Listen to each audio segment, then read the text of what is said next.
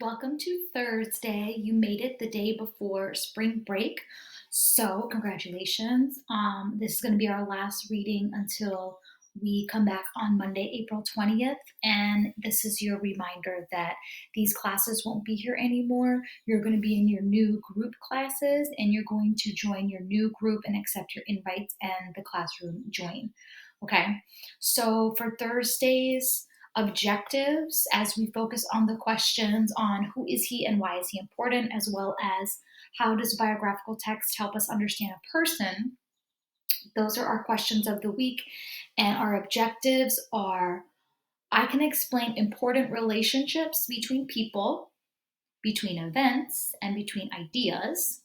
So we're going to look at Jackie Robinson's relationship with his parents, Jackie Robinson's relationship with the Olympics, who influences him. Two, I can describe influences on Jackie Robinson's life in the 1930s, and I can explain what caused Americans to believe that there was a victory over racism. And then the one we've had all week, I can determine the meaning of words and phrases. When you do your independent work and I ask you which objective is the most difficult to work with or understand or show that you know how to do it, it's one of these four. And which one is the one that you know already? It's one of these four. If you're good with all of them, tell me you're good with all of them and tell me why. If you're not good with one, tell me the one you're not good with and tell me why. So you're going to need your Post-its, and we're going to be on page 16. So on page 16, I want us to focus throughout the reading on family influences and how they take care of each other, famous athletes mentioned, and significant moments in Jackie's life. That's what your Post-it focus goal is going to be. Page 16.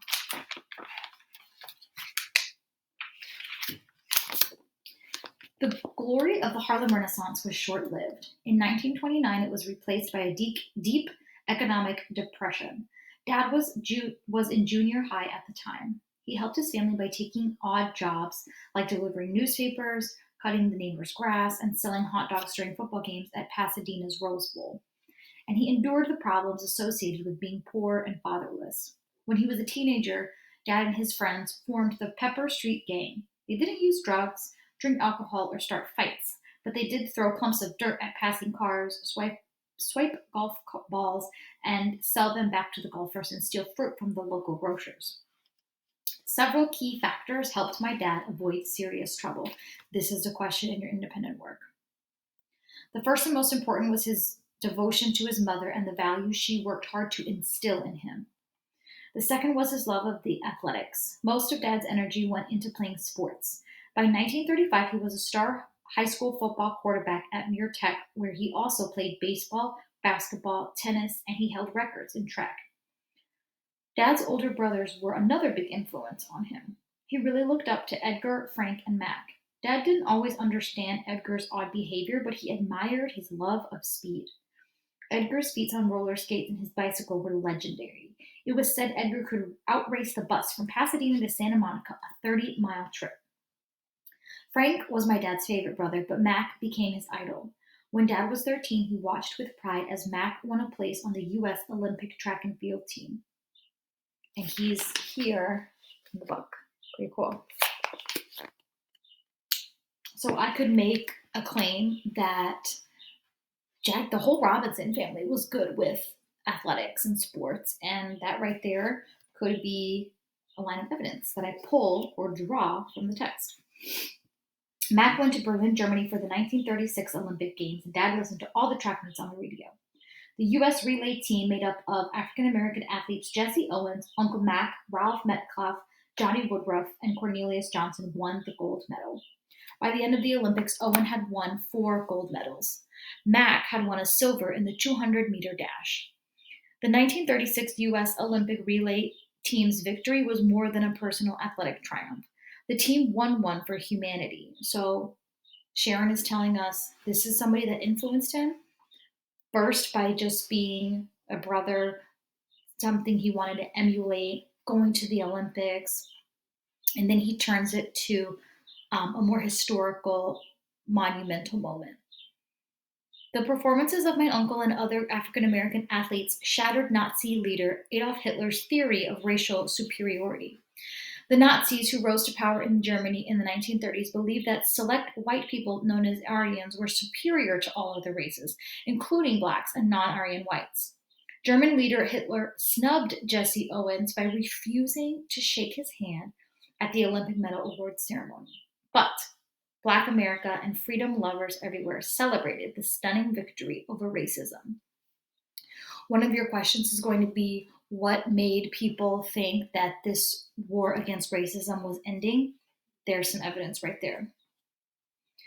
The 1930s saw the rise of other African American sports heroes. Joe Louis, the Brown Bomber, was one of the most admired athletes of all time. On June 22nd, 1938, the heavyweight champion faced Germany's Max Schmeling in the ring. Like in the 1936 Olympics, more than sports records were riding on the outcome. Europe was on the verge of a second world war. Adolf Hitler gave Schmeling the idea of the ideal racially pure man, a hero's send-off. Americans counted on Joe Louis to bring them victory. The fight of the century was on. It was as if the war had already been declared. Louis knocked out Schmeling in 2 minutes, 4 seconds, in one round. Joyous Americans all over the country, blacks and whites, celebrated in the streets. Second piece of evidence on how things are shifting. But the victory party didn't last. Next morning, America woke up still separate but equal. So in page 14, we're talking about a shift in the 1920s, which was the Harlem Renaissance. 15, famous people during the Harlem Renaissance. 16, back to who influenced Jackie Robinson. Page 17, sports people who made a difference in the country. And now on 18 and 19, the final part of our reading today is going to be about his college life and meeting his wife. After graduating high school in 1973, Dad attended Pasadena Junior College, where he continued to build his sports legacy. Two important people came into his life at that point: a sprinter named Jack Gordon and a young preacher by the name of Reverend Carl Downs. Jack and my dad shared a love of sports and developed a close relationship that lasted a lifetime. The minister earned the respect of Dad and his friends. They soon learned that they could trust him with their problems, and the Reverend Downs helped guide my father into manhood. At PJC, my father set a national junior college record in track by beating his brother Max' broad jump record. One newspaper called my father the greatest base runner ever to play on a junior college baseball team. The same newspaper named Dad Athlete of the Year. His exploits on the football field added to the legend. The Pasadena Elks gave Dad a gold football and named him Most Valuable Player. Needless to say, the college scholarship offers piled in. Dad chose to continue his education at the University of California at Los Angeles. To us, a lot of us call it UCLA. The summer before Dad attended UCLA was a tough one. His mother moved into a smaller house at 133 Pepper Street, leaving the house at 121 Pepper Street to her grown children. The same year, Dad's brother Frank was tragically killed in a motorcycle accident. In spite of personal loss, Dad started at UCLA in the fall of 1939. He commuted by car from Pasadena to UCLA, where he once again lettered in 4 sports. By senior year, he was named Best All-Around Athlete on the West Coast. My goodness. He twice led the Pacific Coast Conference in basketball scoring, won the Pacific Coast Intercollegiate Golf Championship, and reached the National Negro Tennis Tournament semifinals. I mean, that's like all the sports. Wow. But perhaps the most significant thing to happen to Dad that year was meeting Rachel Annetta Isom, my mom. Aw, love. My parents met on UCLA's campus in the fall of 1940. Mom was an eager freshman just thrilled to be in college. Dad was a mighty senior. Ooh, they're 4 years apart. Dad was a mighty senior, stunning athlete, and big man on campus. Mom was attracted to Dad immediately. She liked his warm, engaging smile and the fact that he was confident without being cocky. In the 1940s, Black students at UCLA were a very small minority. Each day between classes, they gathered in Kirchhoff Hall to eat and talk. This is where my mother and father met frequently and began to date. My parents were serious people with strong personal goals. Each wanted to be somebody. Mom wanted to be the first in her family to earn a college degree. Dad wanted to be a professional athlete. As the romance between my parents heated up, so did America's preparation for World War II.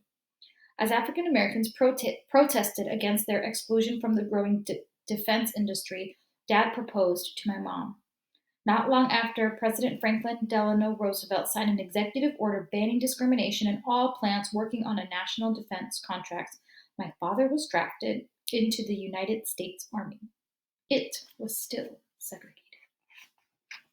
So, when we come back from break, we'll be looking at his life in the military, which includes a bus boycott, much like somebody we all know and have read about, Rosa Parks. So we're going to be working on some multi-texts.